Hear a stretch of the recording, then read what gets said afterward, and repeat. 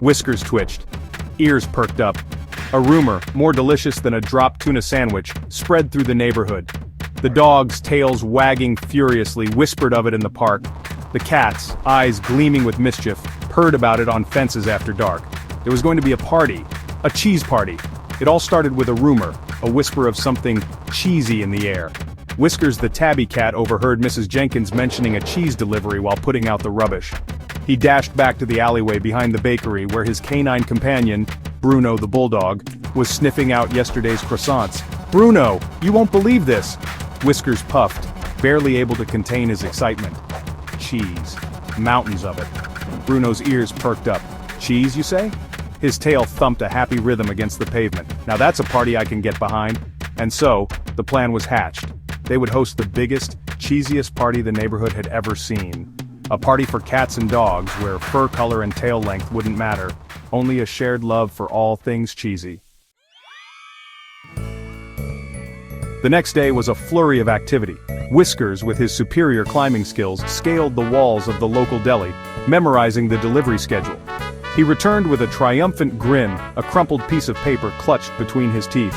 "Tomorrow 10 a.m. sharp. Be ready, Bruno."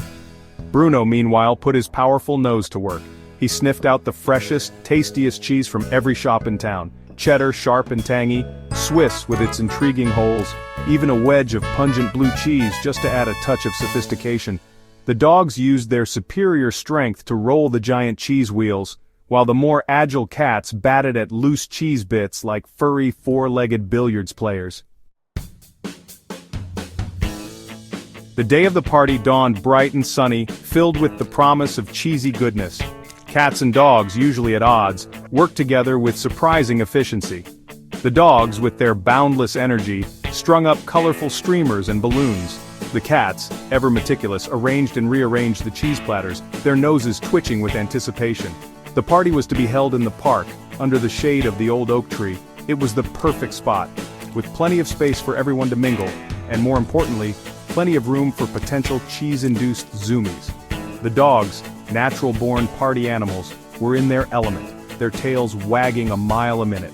The cats, though outwardly calmer, couldn't help but purr with excitement. Even Mittens, the usually grumpy Persian, cracked a tiny smile. Word of the cheese party spread like wildfire, reaching even the feathered residents of the local park.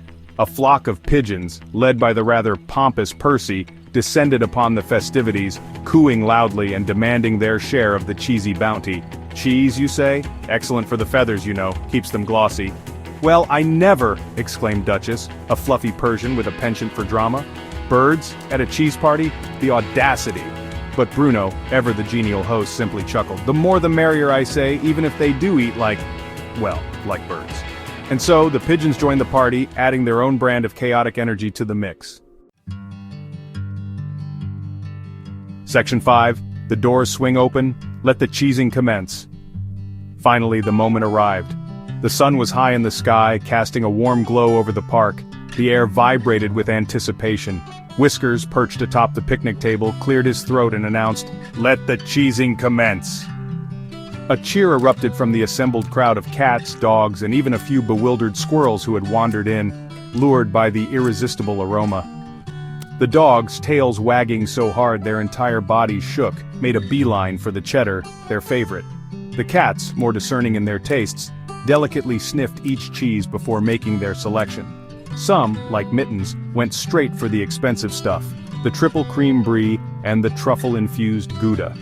Others, like Whiskers, preferred the simple pleasures of a good, strong cheddar. Section 6. A matter of palate, cheddar or camembert. The party was in full swing. Dogs barked happily, chasing each other around the picnic tables. Cats lounged gracefully, occasionally batting playfully at a dangling cheese cube. The pigeons, true to Percy's word, were indeed keeping their feathers glossy, much to the disgust of Duchess, who had taken to wearing a napkin as a bib. "Cheddar, my dear boy, cheddar!" boomed Winston, a portly bulldog with a monocle perched precariously on his nose, the only cheese for a discerning palate. He snagged a particularly large chunk, narrowly avoiding a collision with Luna, a sleek Siamese cat who had her eye on the same prize. "Excuse me," Luna hissed, her tail twitching with annoyance. "Some of us prefer a little more refinement." She daintily licked a smear of camembert from her whiskers. Section 7. When cats and dogs almost collide. The party was not without its near disasters. There were a few close calls as overly enthusiastic dogs bumped into cats carrying precariously balanced cheese plates.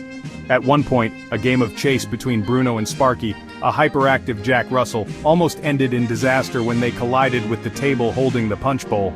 "Look out!" shrieked Duchess, her fur standing on end. But disaster was averted thanks to the quick thinking of Mittens, who with surprising agility leaped onto the table and steadied the wobbling bowl with a well-placed paw. Honestly, he huffed, smoothing down his ruffled fur. "Must you dogs be so boisterous?" The crisis averted, the party continued, the air filled with laughter, the sound of crunching cheese and the occasional indignant hiss. Section 8, a sweet surprise, not all is Gouda. Just when everyone thought the party couldn't get any cheesier, Bruno, wearing a chef's hat askew on his head, rolled out a giant wheel of, wait for it, cheesecake. It was a masterpiece, a towering monument to cheesy goodness, decorated with dog biscuits and catnip leaves.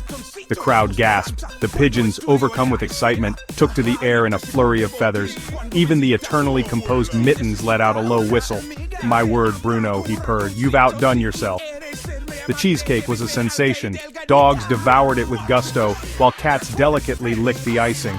Even Duchess, her initial skepticism forgotten, indulged in a generous slice, declaring it surprisingly palatable. Section 9. The aftermath. A symphony of slumbers, and a few sneezes. As the sun began to set, casting long shadows across the park, the party wound down. Full and happy, the guests lay scattered around the picnic area, their bellies full of cheese and cheesecake. The air, once filled with laughter and chatter, was now filled with the gentle snores of slumbering animals. The only evidence of the epic cheese feast was the scattering of crumbs, the empty plates, and the faint lingering aroma of cheese that hung in the air. Oh, and the occasional sneeze from those who had perhaps overindulged on the lactose. All in all, it was declared a resounding success. The Great Cheese Party of 2025 would go down in neighborhood history, a testament to the unifying power of good food, good company, and, of course, good cheese.